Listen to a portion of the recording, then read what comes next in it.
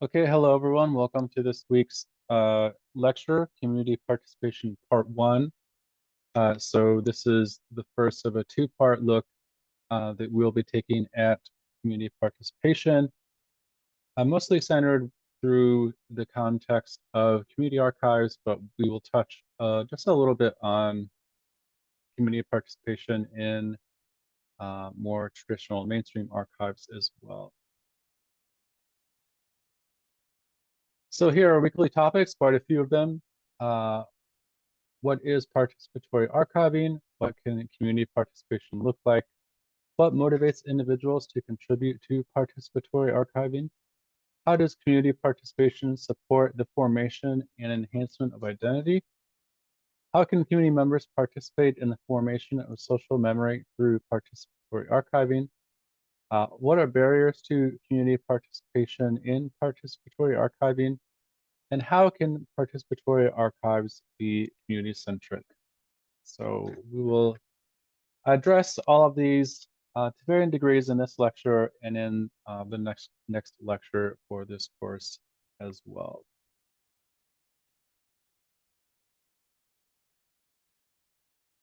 Okay, so we'll start by talking a little bit about exactly what we mean when we discuss participatory archiving. So according to the Rochely article, participatory archiving is when there's a shared authority between participants and archivists, and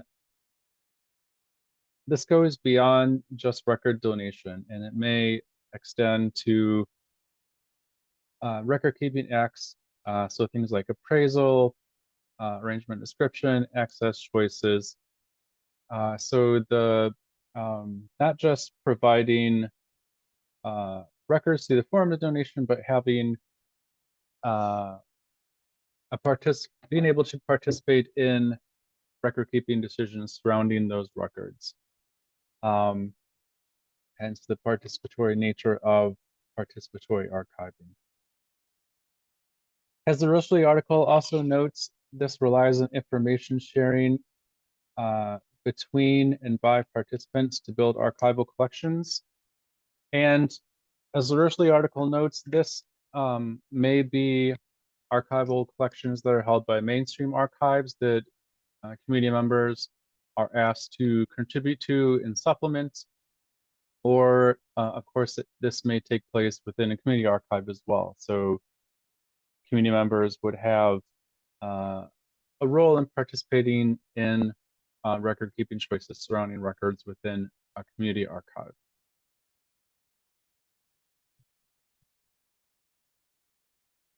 Speaking of traditional archives, the Rochely article notes that participatory archiving is meant to address limitations in traditional archives and is meant to document a larger and more thorough or complex vision of the records that communities create.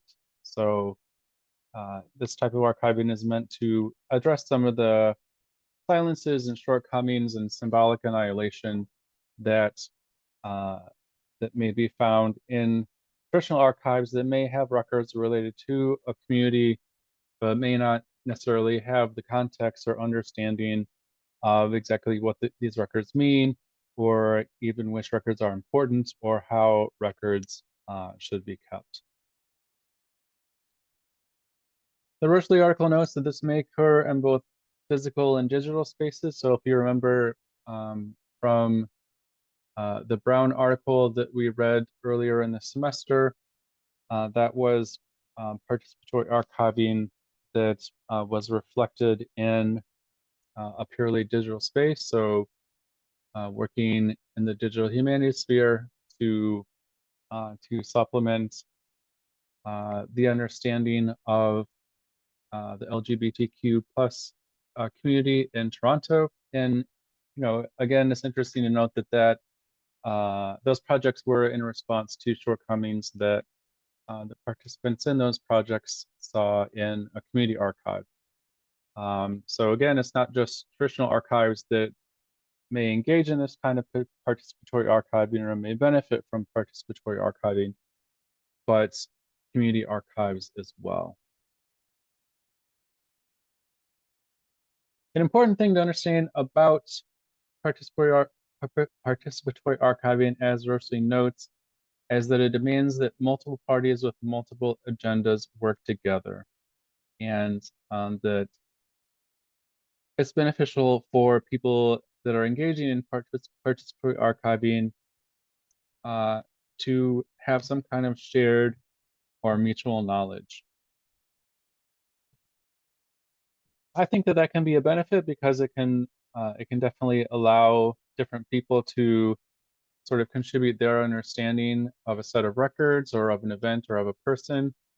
But I think if people have a shared background or mutual knowledge or identification, uh, in some ways that might enhance some of the tensions that are associated with participatory archiving. So when you talk about people with multiple agendas working together, people who may view records from slightly different perspectives, that can create a lot of room for disagreements to take place over maybe how a record is described, how a record should best be preserved or accessed. And that can definitely inflame some tensions within a community. If different people are trying to uh, sort of codify an experience or a person or an event according to sort of their identity and their background and their recollections and thoughts, that can differ from the thoughts and recollections of another person, and that just leaves a lot of room for disagreements to take place. So this can definitely be a source of some of the tension and debate that we talked about earlier on in this semester.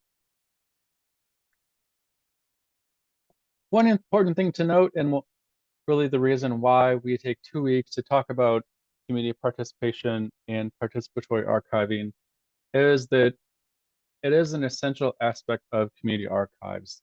It's something that Michelle Caswell stated in the introduction for her book that we've been reading from throughout the semester, that there has to be community participation in the record keeping choices that a community archives makes, and that's really the essential part of an archive becoming a community archive.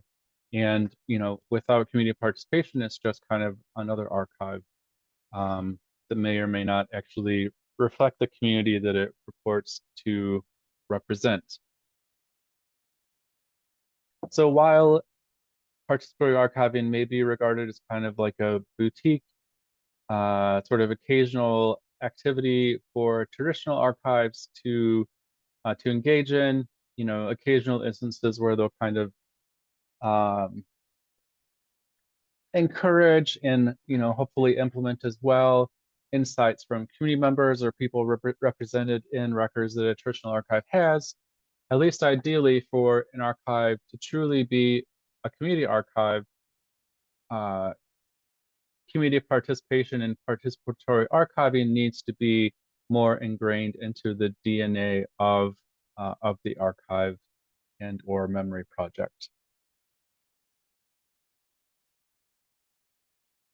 So again, that's just why we spend a couple of weeks really hashing out exactly what participatory archiving is, and really kind of investigating the issue in more depth. And speaking of depth, as we'll talk about later on in this lecture, in order for participatory archiving to really be effective and to really sort of reflect the spirit and essence of community archives, there needs to be participation that is both deep and broad as well. And again, that's something that we'll touch on later on in this lecture and in our next lecture as well.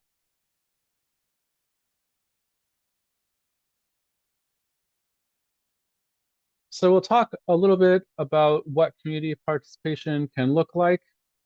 And this is something that the Benoit chapter touches on a little bit, talking about mediated and non-mediated spaces and somewhat mediated spaces as well. So as you might guess, mediated spaces are spaces where community voices are present, but they're mediated through an institutional body. So again, this is something that you're typically going to see in a traditional archive, or maybe even a more developed community archive, where there is some kind of institutional body and where certain people are ultimately tasked with making a lot of the decisions surrounding record keeping in the archive. One interesting thing that the Benoit article notes is sometimes granting agencies can act as mediators if they require that, you know, certain standards be met, or, you know, certain uh, thresholds be reached. That can have a mediating role on the level and depth of participation that can take place within a project that might be grant funded. The Benoit article notes that within more mediated spaces, participation may be based around a specific event. So again, not something that is necessarily um, a widely implemented process, but rather a process that is more focused on, you know, maybe a small slice of the records or collections that a more traditional archive holds. So again, not something that's necessarily ingrained within the DNA and sort of essential operations of an archive, but something that is more kind of like a special project type of activity.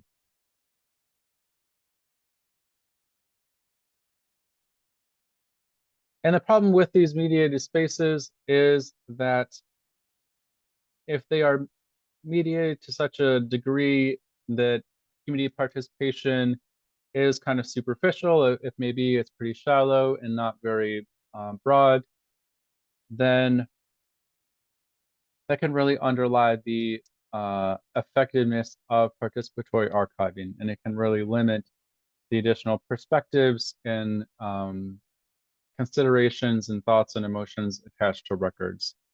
And it can turn something that is meant to be sort of a process of sharing power and a process of equality and egalitarianism into something that, you know, might be pretty superficial and might not really um, allow people whose voices haven't been heard in the past and haven't been reflected in records to have some way for that reflection to take place.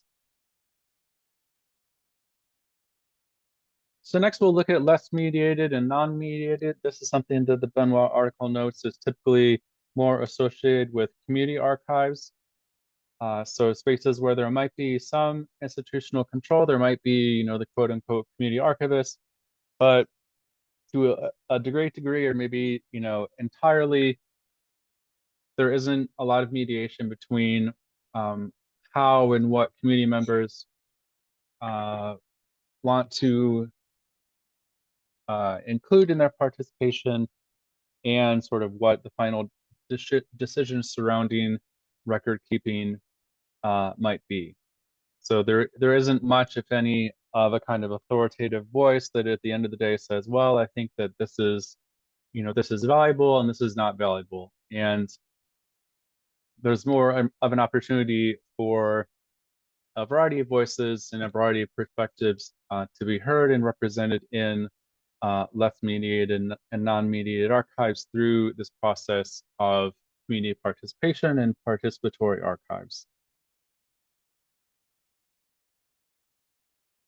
I guess you can say that there's some good and some bad that can be associated with that. You know, I think that it's beneficial to balance encouraging and implementing participation, but also hopefully at the end of the day having a discussion or a an enhancement of records that, you know, ultimately adds to the understanding of a person, a place, or an event or a community. And if you have, unmediated spaces where, anyone can contribute anything that they want, then I feel like that can allow a lot of opportunity for, just like nonsense and things that don't really contribute to the community of really having a sense to understand, sort of what it is and where it came from, and its sense in history, its sense in society, and some of these positive things that we talked about can stem from community archives. So yeah, maybe there is some space for mediation, but ideally it's not uh, it's not a space that is so mediated that the voices that end up being able to contribute and participate in a meaningful way are really blocked and negated by some kind of archival authority. What's interesting to note is, as the Benoit chapter states on pages 164 and 165, oftentimes projects may transition from non-mediated to less mediated, and maybe even to mediated over time. So a project might start with a very loose level of kind of authority or direction attached to it. And as it progresses, maybe people with, archival skills get involved and they suggest different ways that things could be done. Maybe there's more of a desire to create a project that is sort of comprehensive and useful and usable. Maybe that results in a higher level of mediation taking place and a project or an archive moving into more of a less mediated or, heaven forbid, mediated space.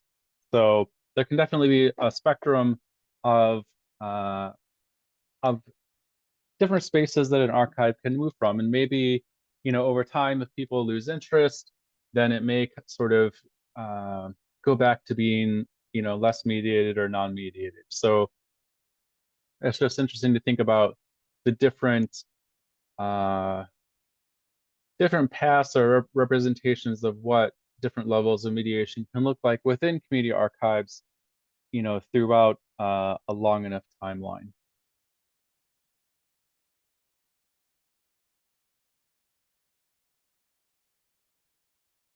An important thing to think about when archives are considering participatory archiving and sort of maybe how to structure participatory archiving exercises and activities is just what motivates individuals to contribute to participatory archiving.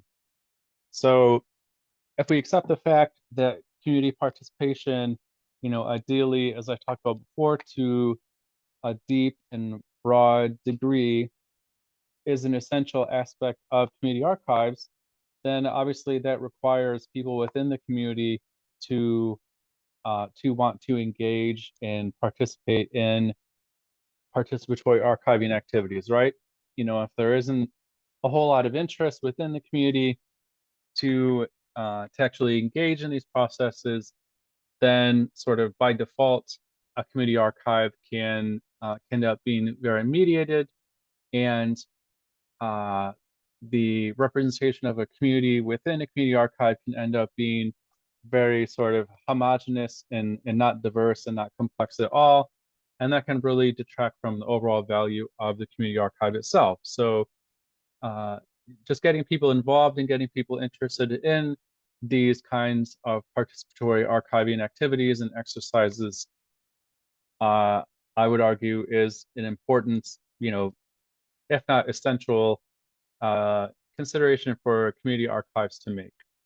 So it's helpful to know why do people want to, why do people want to do this? What sort of typically motivates them and attracts them to participatory archiving activities and exercises.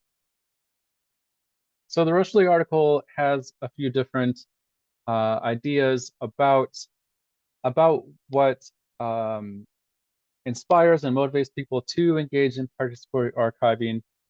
The author talks about individual benefits as being a key driving factor. So just the sense of self-worth and importance that a person might get from engaging in participatory archiving, especially if they are, um, you know, arranging and describing or having input into records that sort of directly reflect their experience or maybe the experience of their um, family members or ancestors.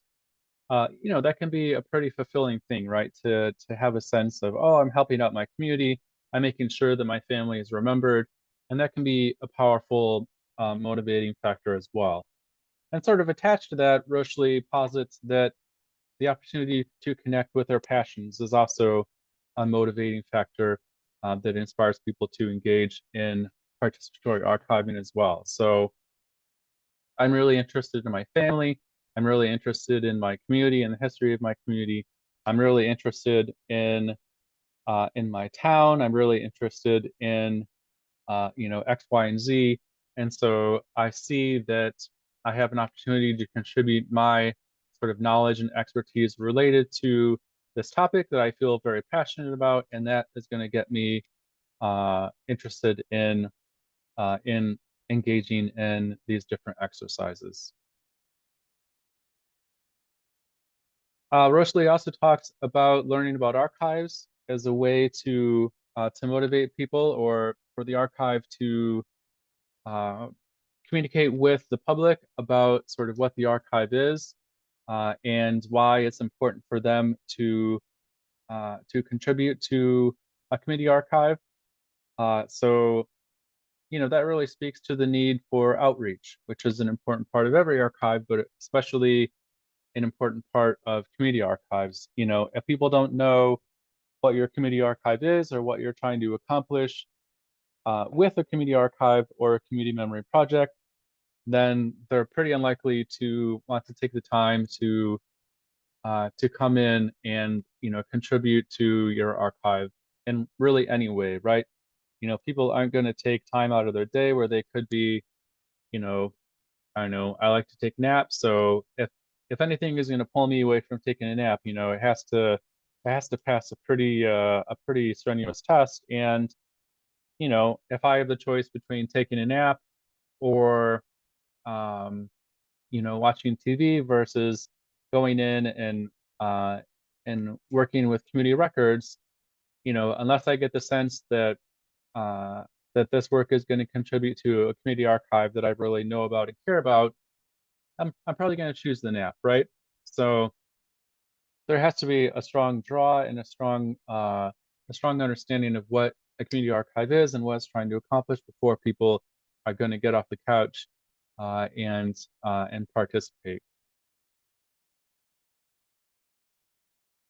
The Rochely article also talks about pro-social motivations connected to a group, collective, or wider community. So just having a sense of community that can stem from engaging in different participatory archiving events. If you have an event where a lot of members of community are kind of coming down at the same time and they're contributing their knowledge and their expertise, it can be, I guess, a good way to run into neighbors, run into other people that maybe have the same background and identity that you do. And that can obviously be a pretty edifying experience and an experience, that can create a lot of good feelings within a person and, a lot of feelings of connection to a community, connection to something beyond oneself, connection to one's own sort of history and identity. So a strong sense of representational belonging, which we've talked about a fair amount in this course.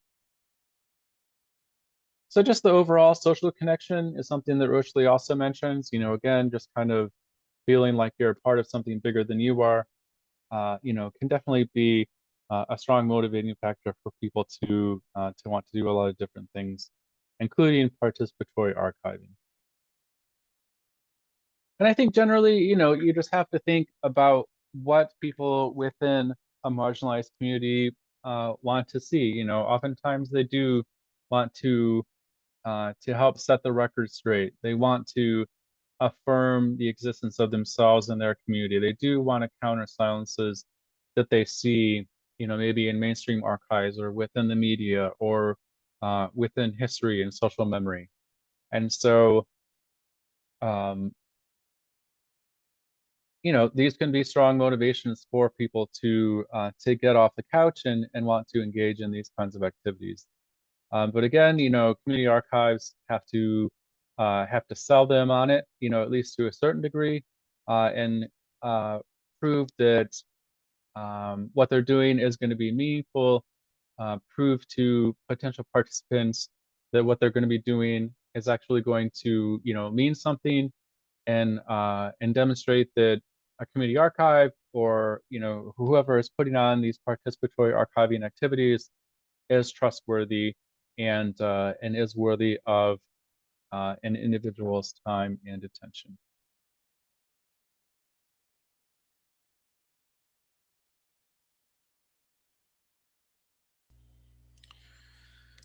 Okay, so next we'll look at one of our weekly topics: how does community participation support the formation and enhancement of identity?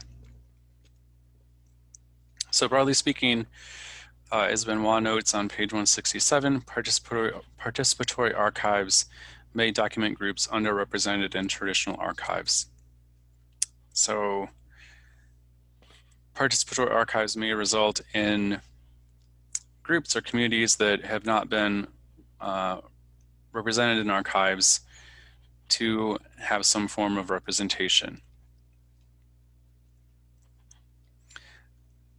And as we talked about before, seeing this representation of yourself or of your community in an archives can really help someone feel a sense of representational belonging, can feel a sense of embellishment to their identity and a sense of embellishment to who they are and where they came from.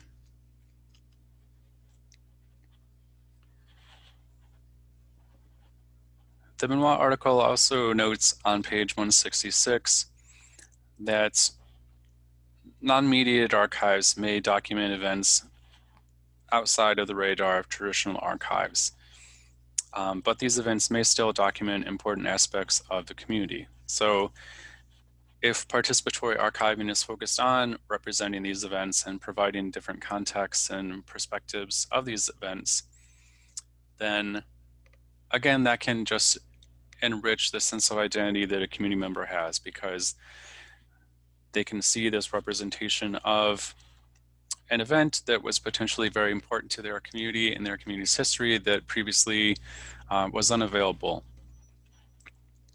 And again, that can really strengthen a person's sense of representational belonging and in turn their identity.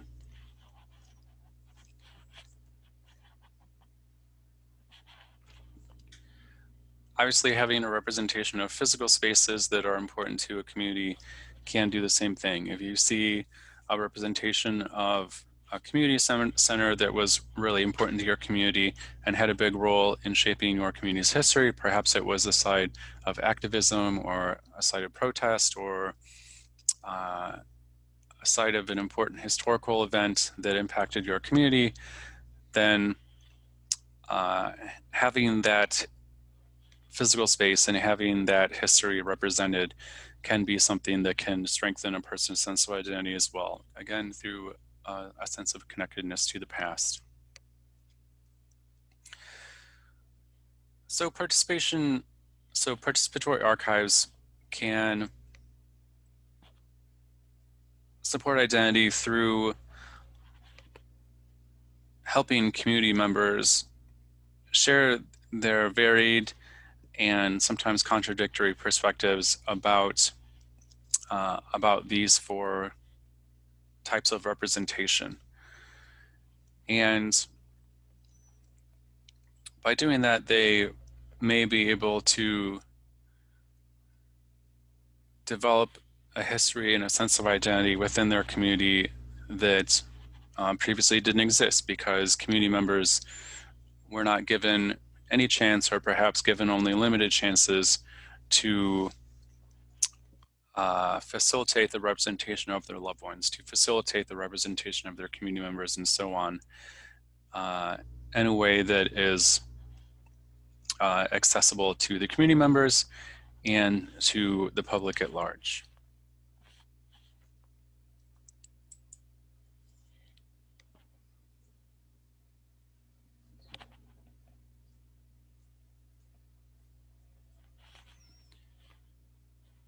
Related to something that we've talked about in this lecture on page 201, Roland talks about how community participation involves the ceding of top-down power to citizens. And again, that can result in a representation of community members and spaces and relationships and events in archives and in social memory that had not occurred before.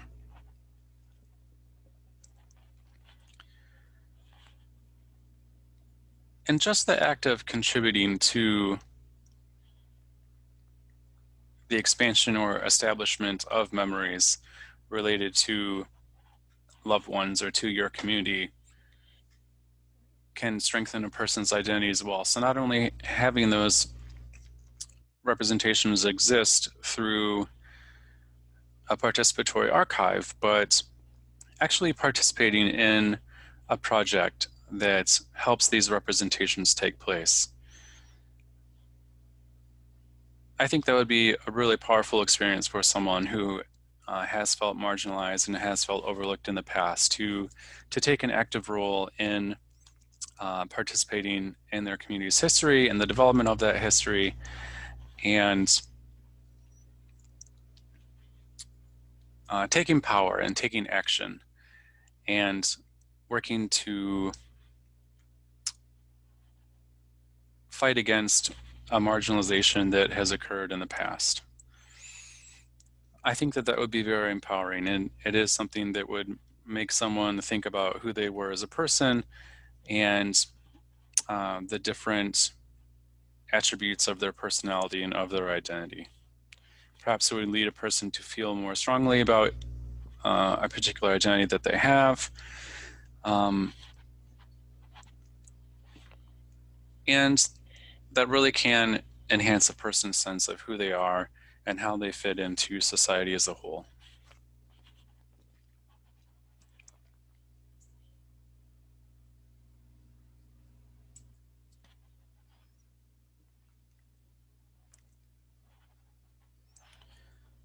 So next we'll talk about how community members can participate in the formation of social memory through participatory archiving. So what can this participation by community members look like?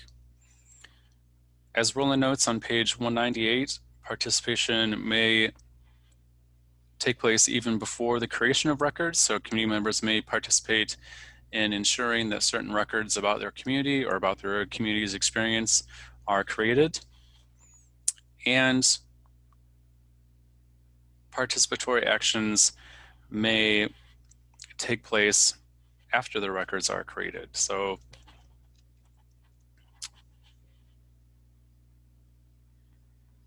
there may be a way for community members to participate in record keeping decisions surrounding the record after the records have been created. And we'll talk about more specifically what some of these types of creation or types of participation beyond creation in just a little bit. On page 215, Roland mentions the annotation of materials in custody, and he talks about how this can range from submitting links to narrating personal connections. So annotation is one way that community members can participate in archiving. And again, ideally, these annotations are going to result in a broader and more complex portrayal of a community being available for people to interact with and understand and incorporate into social memory.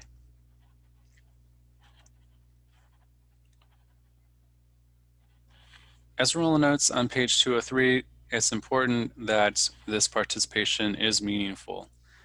If it's not, it may lead to what Roland calls pseudo-participation, or participation which is very superficial and doesn't allow for community members to actually have much of a role in shaping how the community is represented, how the community is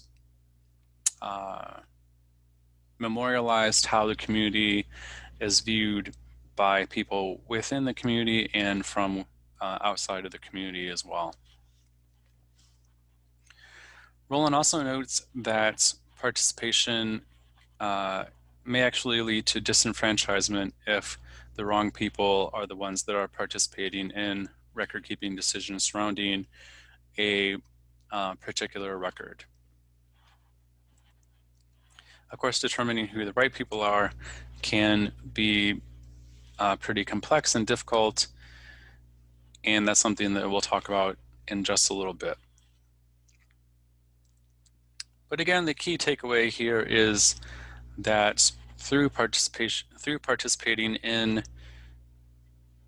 archives, community members can develop a representation of their community that is nuanced, that has the complexity and flux that we talked about before, and that can lead people to have a more accurate understanding of the community and can work against some of the marginalization and symbolic annihilation, which, as we've discussed, is one of the main reasons why community archives exist in the first place.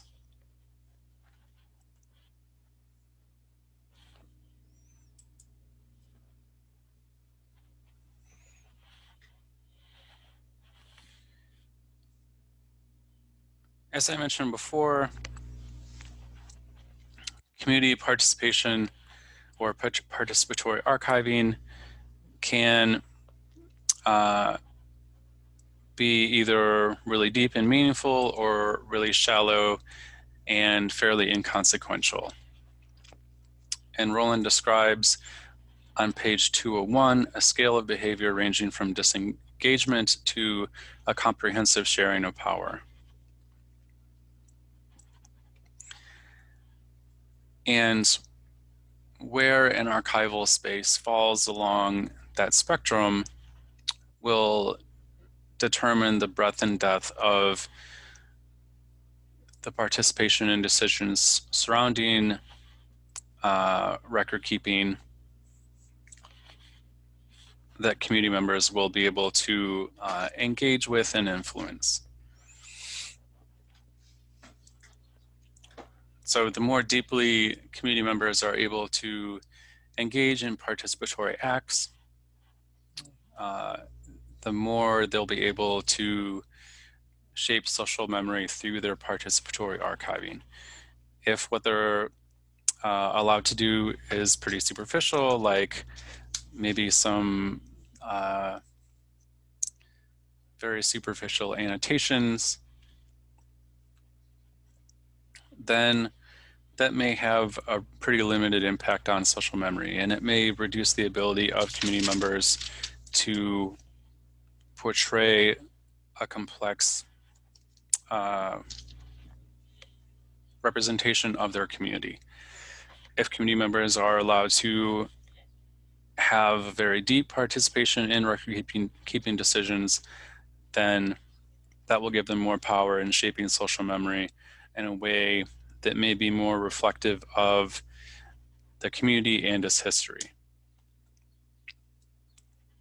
So again, it's not simply enough to just facilitate community participation or to facilitate participatory archiving. In order for meaningful change to take place, it has to be community participation that is deep and is broad.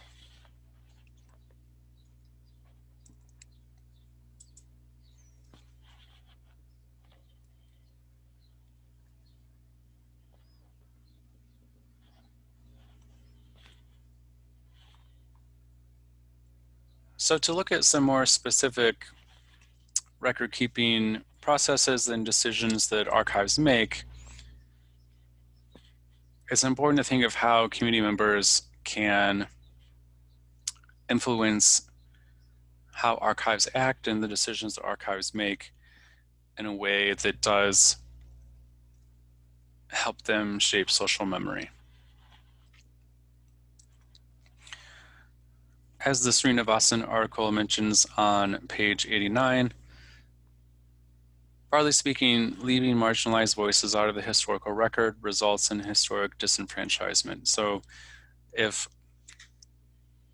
community members aren't able or aren't allowed to participate in record keeping decisions, if they are excluded from the historic record because their perspective is not invited or welcomed into archives, then that does disenfranchise them. It does rob them of the power that they have to represent themselves.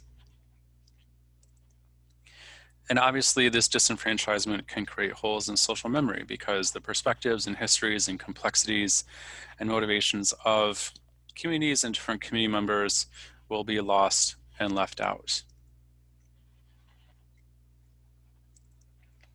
So it's interesting to look at some of these different record-keeping acts and talk about how community members can participate in or influence archival decisions surrounding record keeping that are related to appraisal, creation, documentation, preservation, access, and disposal. So how can community members participate in a way that can truly shape social memory? So looking at appraisal, the Shilton article discusses the possibility of a consultation between an archive and community members over appraisal decisions. So having some kind of way for community members to participate in determining which records are really important for documenting a community and incorporating those decisions into appraisal decisions that archives make when they are determining which records to bring into an archival repository for long-term care and access.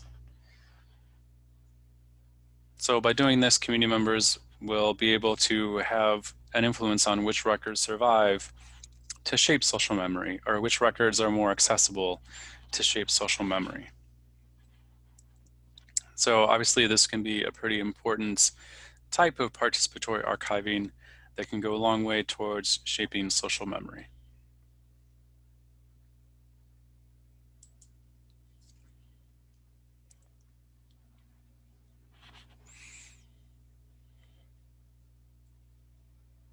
An archival process that I've touched on earlier that community members can participate in is helping determine which records are created in the first place. And this is something that the Rowland article touches on.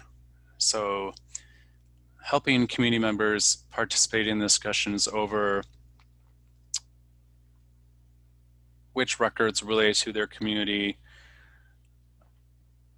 should be created because those records are most likely to meaningfully represent the community in the future. So if the community has some kind of activity or event going on, they may work with archivists beforehand to say, okay, well, we think that this event is important. We think that these aspects of this event are going to be important. So we want to make sure that these records are created in order for these records to be accessible in the future. So this is another pretty influential type of participation that community members can be involved with, which again can have quite a bit of impact on social memory in the future.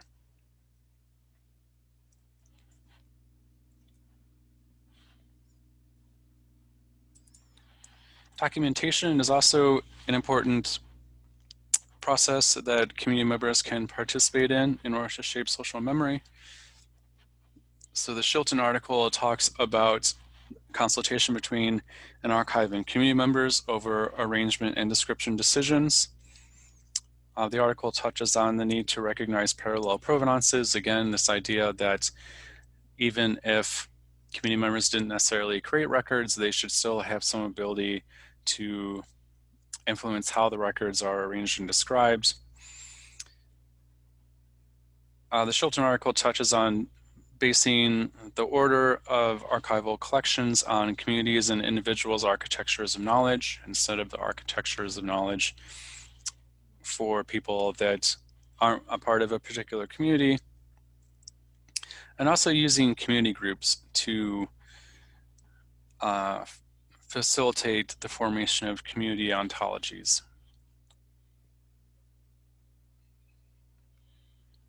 The Haberstock article mentions metadata creation and enhancement as something that community members can be involved in and participate in the documentation of their community in that way. And the author talks about how description can serve as a way to connect silence groups with records and archives. So participation in the documentation of the community by community members can provide them with the opportunity to be represented within records that are in archives. So it may be that a archive has records that are related to a particular community, but for whatever reason, that particular community isn't represented in a FindAid or another access tool. And so participatory description can give community members the opportunity to provide some additional information about that collection, and by doing so, have themselves and their community represented in archival description and in archives. And the Haberstock article also talks about how participation in description can lead to a decolonization of terminology used to describe communities. So this is something that we have discussed earlier on in this class about how oftentimes records may be described in a way that is inaccurate or misleading or even offensive and hurtful.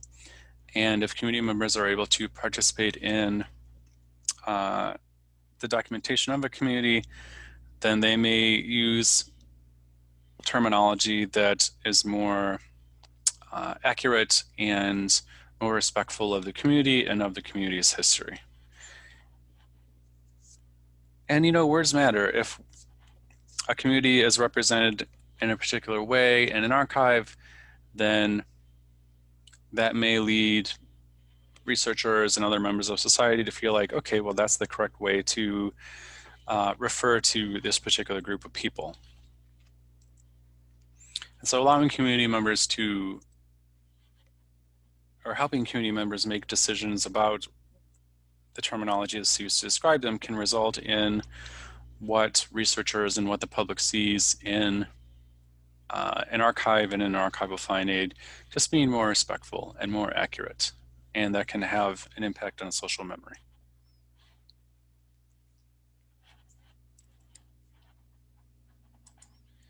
Looking at preservation, community members may have particular views about how records should be preserved, even whether they should be preserved. And this may be based on particular cultural beliefs that the community has. And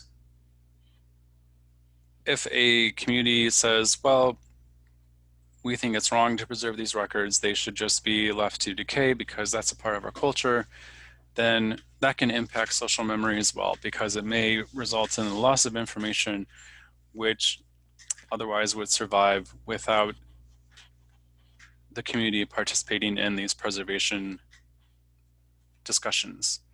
So that may be unfortunate, but also it's respectful of the community and of their culture and of their wishes. And for that reason, you know, that's something that archives should really think about doing.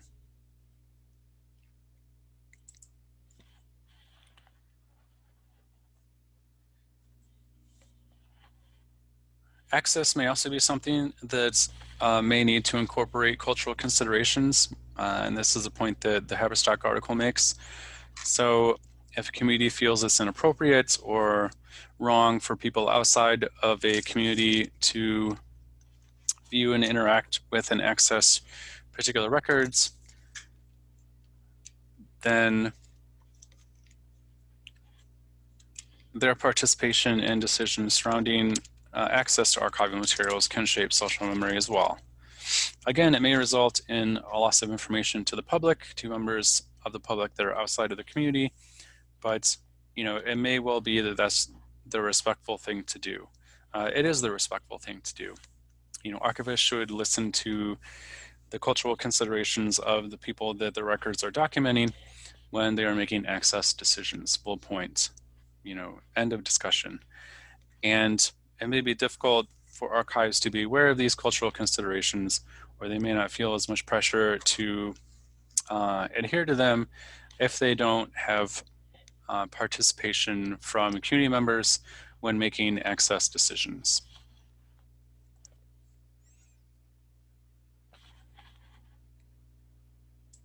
And cultural considerations might come into play when the disposal of records is being discussed by archives as well. So community members may state that according to their tradition, records need to be, a particular type of record needs to be disposed of in a particular way.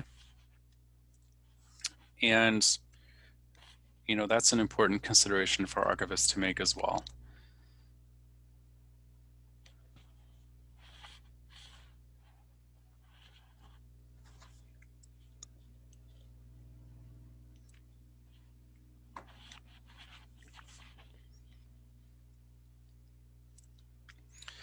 So having talked a little bit about what participatory archiving is and some of the different forms that participatory archiving might take and how participatory archiving can support and enhance the identity of community members,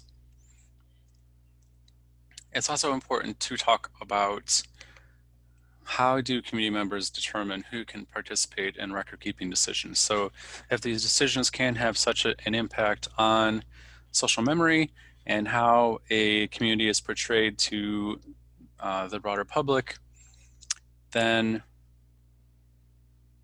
that really suggests that participatory archiving is an important and powerful thing for a community to engage in. And so you have to think, well, who is the best person to wield the power over record-keeping decisions surrounding records? And that's something that the Roland article looks at to varying levels of success, I would argue.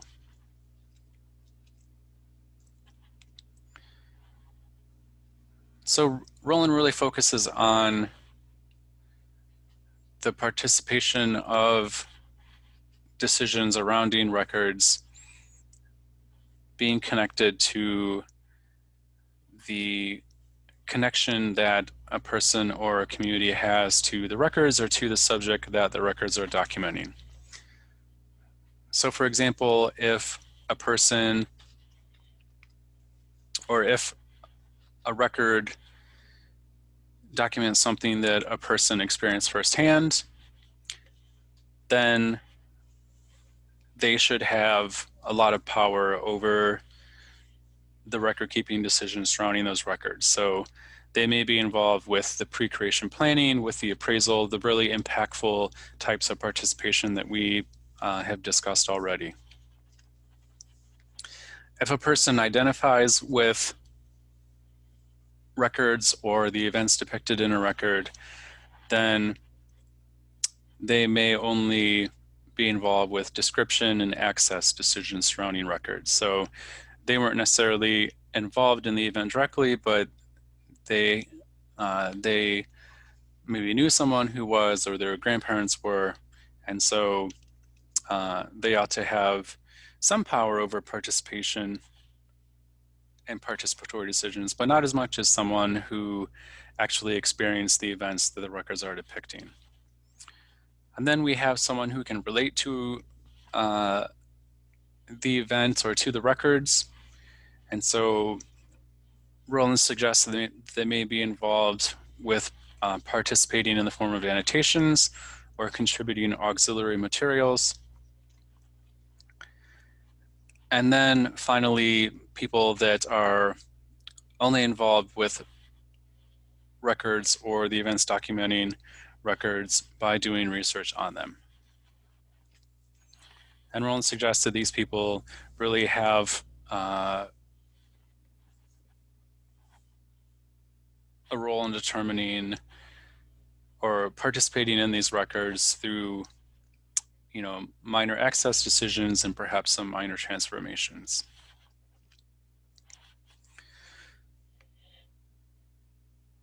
So as I've touched on, people who have experienced these events would have the deepest level of participation, and people doing research about these events and having no other connection, according to Roland at least, would have the most shallow or the most superficial participation.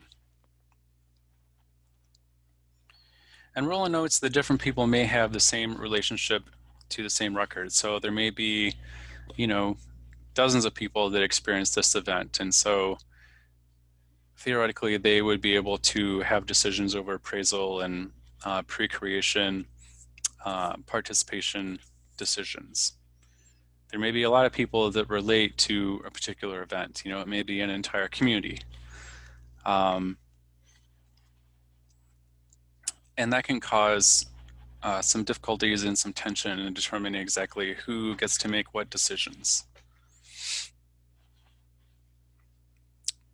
On pages 213 and 214, Roland talks about the need to treat participation in decisions on a case-by-case basis, and about how inevitably this is going to create tension. If all the people who experienced an event can't come to the same conclusions about how to document that event, then this participation might cause a lot of tension within a community. What's interesting to note is that in mediated archival spaces, archivists who may have the least amount of connection between a record or the events depicted in a record often have the deepest level of participation in record keeping decisions surrounding those records. So I, as an archivist, may have absolutely no connection to the Stonewall riots in New York, but I might be the one that's making appraisal decisions about records related to that event. And so it really gives the deepest participation to people that have the least connection to the records. And that doesn't seem right to me. And participation which is more balanced on a person's connection to a set of records and giving those people the most power over record keeping decisions, as opposed to giving archivists, which may have absolutely no connection to an event, seems like a more just and equitable distribution of power. Now, with community archivists, they may be more in this relate area. So if a record is in a community archives, that at least suggests that there is some relationship between the records and the community. And if a community, or if a community archivist is a part of that community, then they may well have more of a relationship to the records. So they may be more in this relate stage. So it might not be as much of an issue there, but at least with traditional archives, in which there might be a lot of separation between the archivist and the records and the events the records document, that can be a big problem if they have the most power.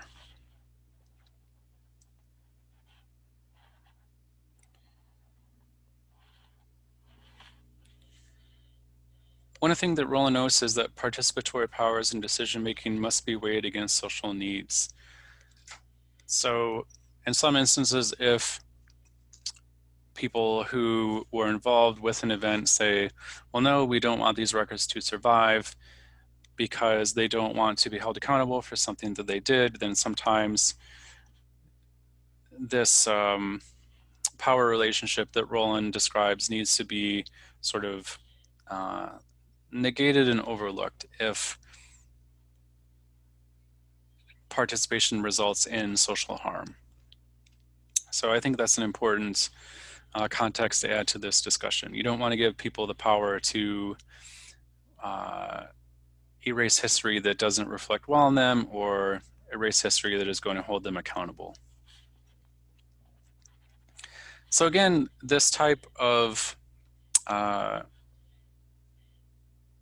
participation dynamic can create a lot of tension. You know, who within a community are the ones that can best identify with an event? Who within a community are the ones that can be considered to have truly experienced an event? Was it someone who was at the Stonewall riots, you know, someone who was protesting across the streets? Or there's a whole lot of room for interpretation really in all of these, except for maybe research. And what exactly participation can look like and who gets to make which decisions can be a big source of tension and debate. And that's something that we talked about earlier on in this semester.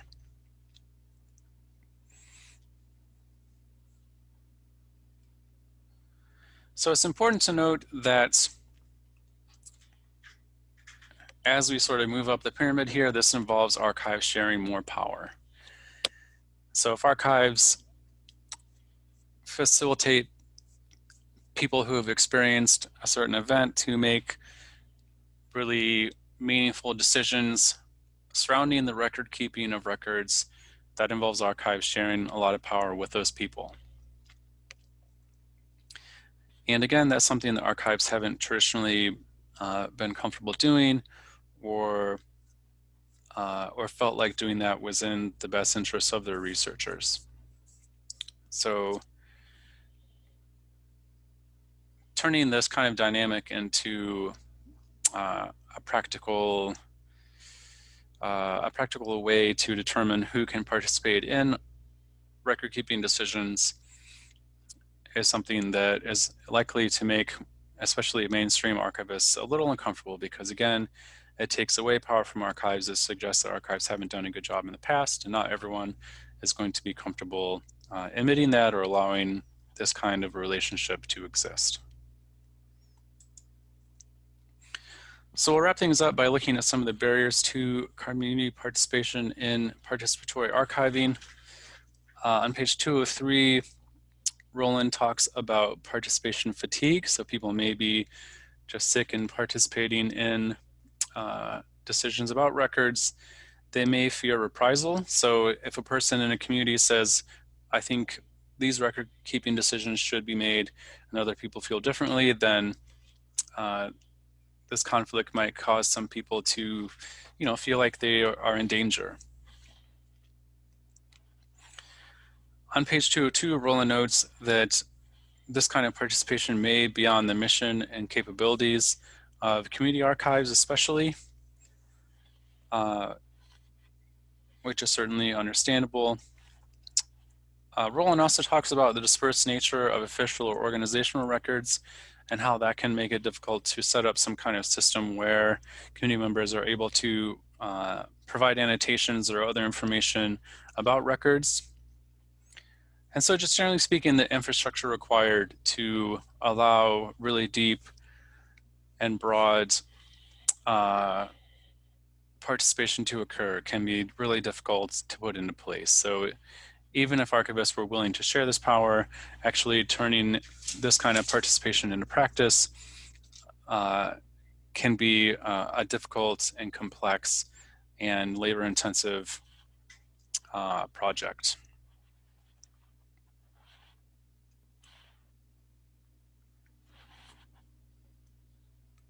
On page 218, Roland notes the need for equal access for contending parties, and that may be really difficult to balance and to figure out what that equal access looks like.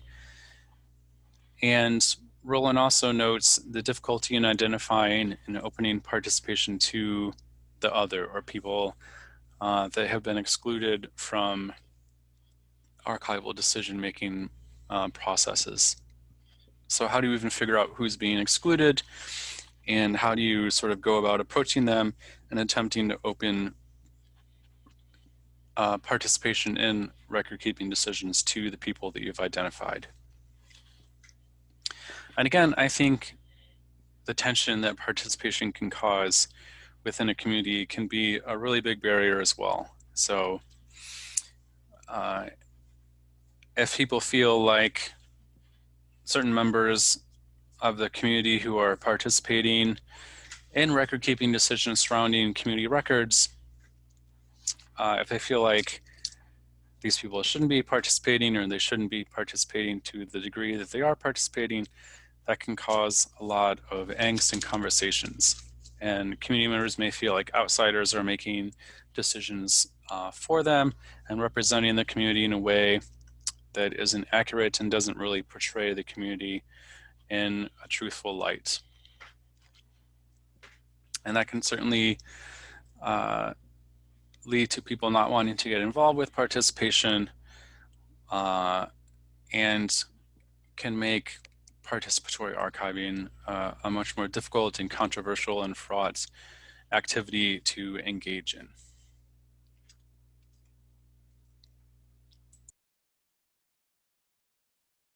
Okay, so we'll wrap things up for this week by talking about how participatory archives can be community-centric, or how can participatory archives be community-centric.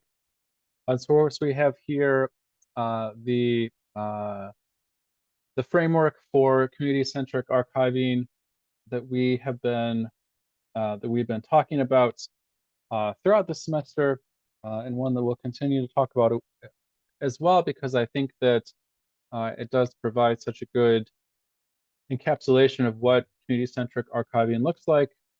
And obviously, with something as important and influential and in a lot of ways foundational to community archives as participatory archiving can be, it's particularly important that we consider how community archives and even traditional archives can create participatory archive exercises or projects that are actually community-centric and benefit the community in the long run.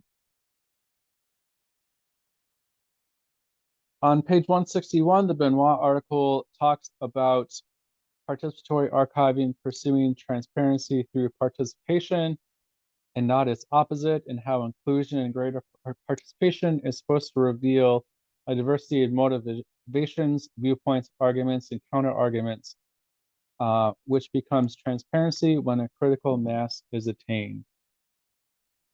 So I think that we can connect this quote to our third bullet point here, where community complexity and flux are recognized, honored, and brought to bear on archival practice. Where you have a process that results in different motivations and viewpoints and arguments and counter arguments being brought forth and shared with people both inside and outside of a community, that really does demonstrate that a community is actually complex, and it may not be just the stereotypes that people outside of the community especially may hold. And it allows people to really get more of an understanding of what a community is, sort of where a community is coming from, what a community may need or want. And, again, it can just create a more complex and complete picture of a community. And I think that you could argue that having a complex picture of a community is something that really contributes to the well-being of a community, because it does reduce the ability of people to just kind of boil a community down to stereotypes and say, okay, this is what a community is, and this is kind of the beginning and end of it. And it can provide an alternative picture of what a community is and represents than the one that that people might have before engaging with community archives and with community records that have had this kind of participatory process baked into them.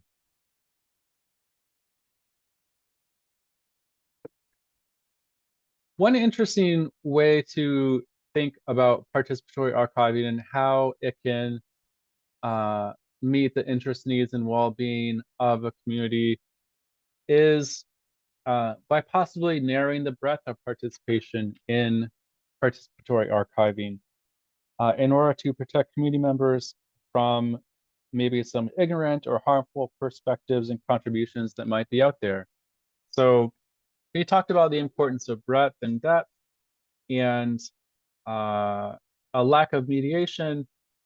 But it's also important to note that in some instances, mediation and having some limits on who can and can't participate in participatory archiving can be an activity that can actually be beneficial for the community because it can, again, prevent people from, possibly outside of the community or maybe sort of on the fringes of a community from using participatory archiving opportunities as a way to, advance harmful agendas or denigrate other people within a community.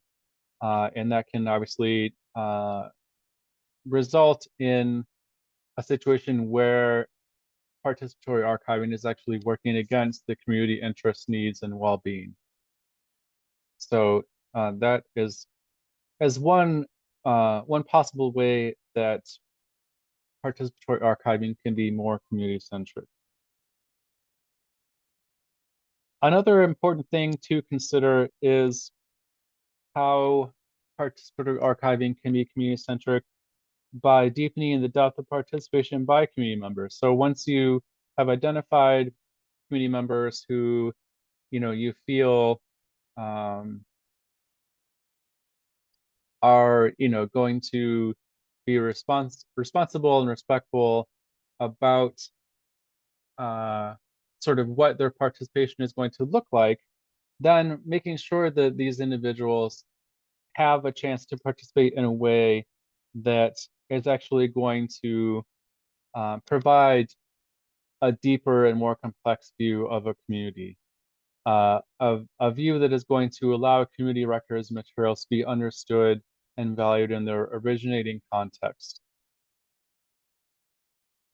Again, if you get people together and you say, hey, we're going to do participatory archiving, but for whatever reason, the level of participation they engage in is actually very shallow and superficial, then you're not really going to get that complexity. And you're not really going to create a situation where people feel like that they do have a voice and that, the choices that they make about participatory archiving actually matter and will have some influence. And that can honestly be pretty harmful. So if you engage in some of the tokenism that Roland discusses on page 203, where you're just kind of having a superficial process, that can actually be harmful for a community because, again, they're going to feel sort of continually marginalized, continually disempowered, even by something that at least theoretically was meant to empower them and encourage them to feel, more of a sense of belonging and more of a sense of community.